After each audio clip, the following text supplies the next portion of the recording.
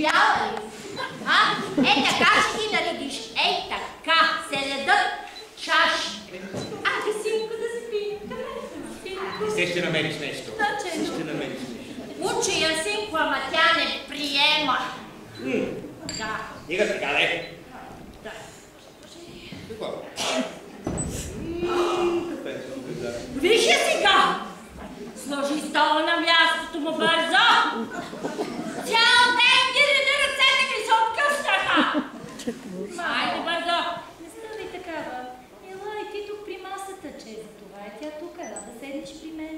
Ти ли ще ми казваш аз какво да правя, а? Бързо стола на реда му! Мамо! Дечки! Дял ми си живота. Дечки! Гълъбич! Седни! Защо да сядам? Много кафе не мога. Мамо! Не мога да изпия.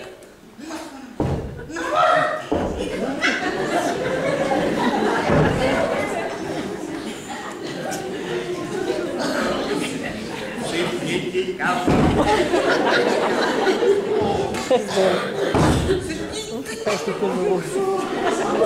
Е така. Гостенка ли съм аз тук? Да не смея нищо да пипна в тая къща. Аз само съм между хора живяла, не като теб. Ма стига, човек не може да купе да изпие при вас. Ма мамо, на теб казвам ти езика. Ти пък какво се развика толкова ли ти е дотегнала майка ти? Ей, ще ме накарате да захвърля срамни чашни всичко, бе! Всичко! Ма как да купя? Защо не ме замери с нея по главата, а? Рапай се с няко, скараме с чадото ми, нали? Ама, не може така. Викай да те чуя света сега. Ти къде? Щом аз съм ви дотегнала, ще се махна. Айде, облажавай си невястата. Какво да правите? Какво да правите? Успокой се, деченце, гълъбички.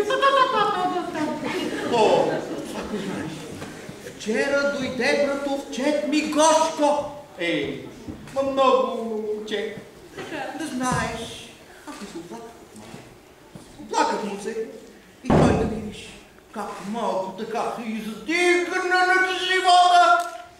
Старите хора викат, знаят само тяхното. Това, което са наживели, преживели, чули и видели на тяхното време. За тях викат, много време няма. Гълъбицата ми. Лиличък. Ама какво не правя? Нищо не помага. Ще помогне гълъбицата. Не вярвам. Верно. Само да ни е момиче. Ще светне на мама пред очите.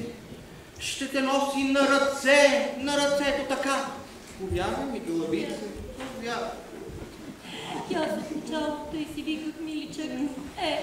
Ми свекърва, като всички други. Но... Ти ми кажи си. Миличък, не можеш и разбрах.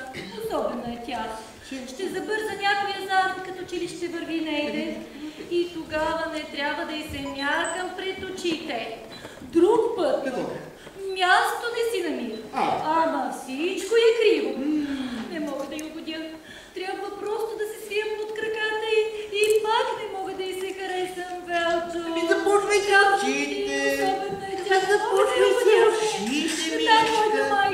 Започвайте ушите.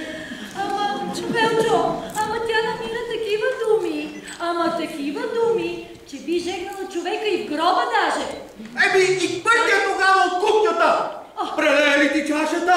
Фания за ръката и тласкай навън. Ама как да каза сами себе, Велчо? Майка ти е. Нали ни е майка? Майка ни е. Гълъбица. Тя не те уважава.